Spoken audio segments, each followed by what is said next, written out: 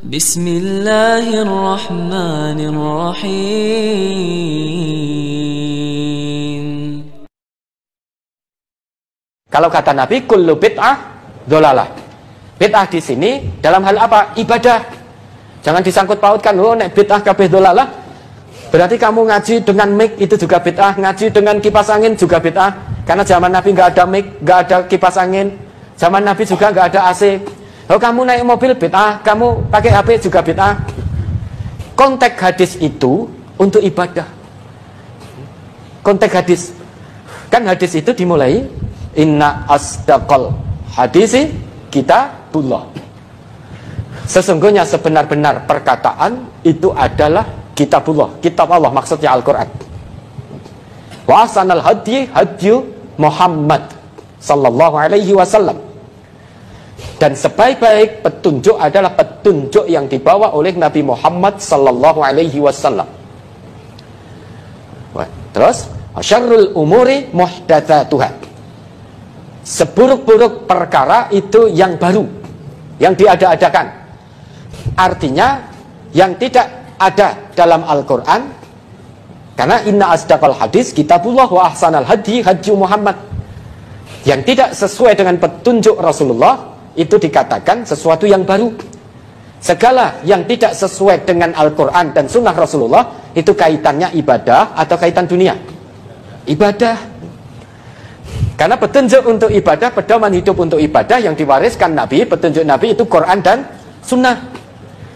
Tentu wasyarul umur yang dimaksud di sini muhdatsatuha di sini yang tidak sesuai dengan Quran, tidak sesuai dengan sunnah, berarti itu masuk wilayah ibadah. Karena ibadah ini pedomannya Quran dan sunnah. Adapun untuk urusan dunia seperti mic, HP, itu, ini, itu, dan lain sebagainya, kata Nabi, antum a'lam bi amri dunyakum, kamu lebih tahu urusan duniamu. Tapi kalau urusan ibadah, kata Nabi, ya, Nabi yang paling pirsa. Karena sebaik-baik petunjuk, itu petunjuk dari Nabi. Kemudian, wa kullu muhdatsatin, sesuatu yang baru yang diada-adakan bid'ah. Sesuatu yang diada-adakan itu bid'ah, hal baru. Assalamualaikum warahmatullahi wabarakatuh. Alhamdulillah wassalatu wassalamu ala Rasulillah ma ba'd. Kaum muslimin yang semoga dirahmati Allah Subhanahu wa taala. Sejauh ini teman-teman ya, baru ini saya mendapatkan sebuah video kejujuran dari seorang Ustadz Aswaja. Ustadz Aswaja ini menerangkan di depan jamaahnya tentang masalah bid'ah, di mana hadis tentang wasyarul umur muhdatsatin bid'ah wa kullu bid'atin dalalah wa kullu dalalatin finnar. Dan Ustadz ini menerangkan real apa adanya tentang hadis tersebut tanpa dibumbu-bumbui. Beginilah teman-teman ya, apabila fitrah manusia telah melekat di hati, mereka ikhlas menerima agama Islam yang dibawa oleh Rasulullah SAW, pasti mereka akan menerima hadis ini. Sebenarnya hadis ini cuma satu ya, namun kenapa kok banyak sekali orang-orang yang ribut dan tidak terima dengan hadis ini. Sehingga ketika dibacakan wa kullu muhdatsatin bid'ah wa kullu dalalatin finnar, langsung kepanasan. Oh, Wahabi kamu ya, Wahabi. Padahal yang menyebutkan hadis ini Rasulullah Shallallahu Alaihi Wasallam. Hadis ini keluar dari lisan hamba yang paling mulia, yaitu Nabi kita tercinta, Nabi Muhammad Sallallahu Alaihi Wasallam. Tapi mengapa orang-orang ketika mendengarkan hadis ini mereka nggak terima, seolah-olah hadis ini hadis pemecah belah umat. Sehingga ketika dibacakan hadis ini mereka berkata, oh ini ngajinya kurang jauh. Oh ini penafsiran orang-orang Wahabi saja. Tidak semuanya bid'ah itu sesat. Ada sebagian yang bid'ah hasanah. Mereka pasti berkomentar seperti itu. Padahal hadis ini teman-teman ya, hadis untuk menyatukan umat, bukan untuk memecah belah umat. Kenapa saya mengatakan demikian? Karena kita bisa bersatu, khususnya untuk semua muslim ya. Itu kita bisa bersatu apabila kita berpegang teguh kepada Al-Quran dan Sunnah. Inilah solusi agar umat Islam ini bisa bersatu. Kalau ada yang namanya bid'ah hasanah yang menyatakan katanya ada bid'ah hasanah, tidak semua bid'ah itu sesat, pasti akan terpecah belah. Karena dengan adanya bid'ah hasanah ini tentunya dampaknya sangat luar biasa. Ya seperti realitas sekarang ini, banyak sekali sekarang ini beragam ibadah yang mereka lakukan. Ada yang zikir sambil jingkrak-jingkrak sampai pingsan-pingsan. Ada lagi yang cium-cium kuburan, bertabaruk ke kuburan, meminta-minta kepada kuburan. Pokoknya setiap perkataan adanya bid'ah hasanah, pasti bermacam-macam yang akan mereka lakukan. Dan inilah dampak kerusakannya teman-teman ya. Bagaimana umat muslim ini bisa bersatu kalau adanya bid'ah hasanah? Sedangkan Nabi kita tercinta mengatakan setiap bid'ah itu sesat. Jadi kan nggak nyambung. Nabi kita mengatakan bid'ah itu sesat, tapi umatnya mengatakan ada bid'ah hasanah. Oh, mereka mengatakan, katanya Imam Syafi'i mengungkapkan ada bid'ah hasanah seperti ini, seperti ini. Coba dikoreksi lagi.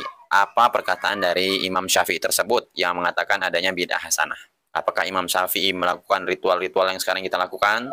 Jingkrak-jingkrak sambil zikir rame-rame berjamaah? Ataukah Imam Syafi'i melakukan ibadah yang tidak ada contohnya seperti 3 hari, 7 hari, 40 hari, dan 100 hari, dan seterusnya? Apakah Imam Syafi'i melakukan hal demikian? Nah, kalau tidak, marilah kita berpikir, teman-teman ya. Kalau kita ingin bersatu di atas kepemahaman yang benar, di atas agama Islam yang murni, marilah kita kembali ke Al-Quran dan Sunnah. Ya, karena Al-Quran dan Sunnah ini adalah pedoman kita. Pedoman kita sebagai umat Nabi Muhammad SAW.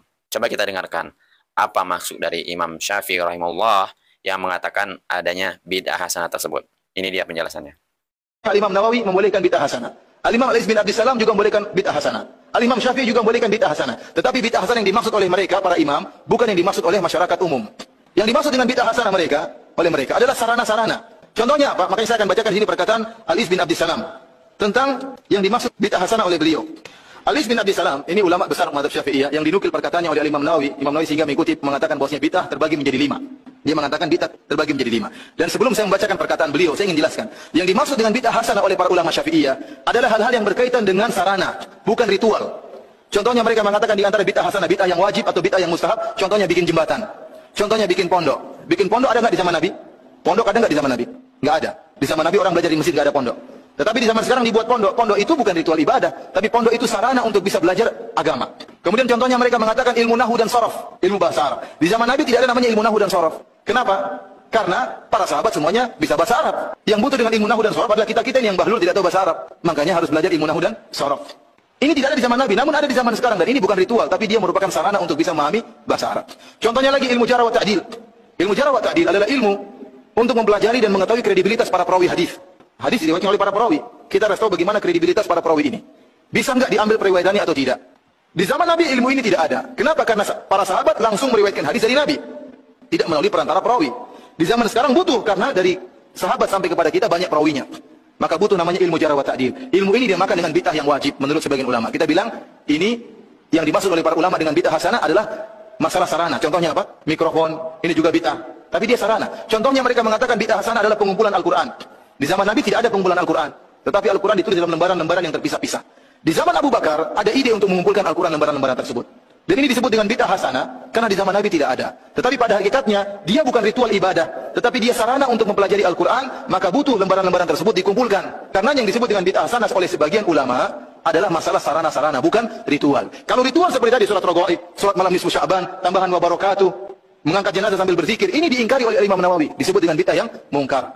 Sebagian orang-orang Indonesia tatkala melihat ternyata sebagian ulama Syafi'iyah membolehkan bid'ah hasanah, mereka salah paham.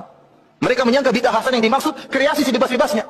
Padahal tidak, yang dimaksud dengan bid'ah hasanah adalah masalah sarana dan sarana, bukan membuat ritual ibadah yang baru. Oke teman-teman ya, semoga bermanfaat. Ketemu lagi video selanjutnya. Semoga ini menjadi pelajaran untuk kita semua. Dan kalau kita umat Islam ini ingin bersatu, marilah kita berpegang teguh kepada Al-Quran dan Sunnah. Seperti halnya yang dijelaskan oleh Kiai Aswaja tadi, yang real, tidak ada settingan sama sekali teman-teman ya. Dia mengatakan setiap sesuatu yang diada-adakan itu pasti bid'ah, dan setiap bid'ah itu pasti di dalam kesesatan. Karena tidak akan nyambung antara bid'ah hasanah dan kullu bid'atin dolalah.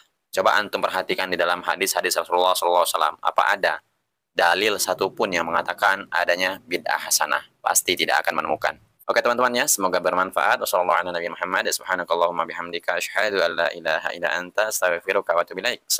warahmatullahi wabarakatuh.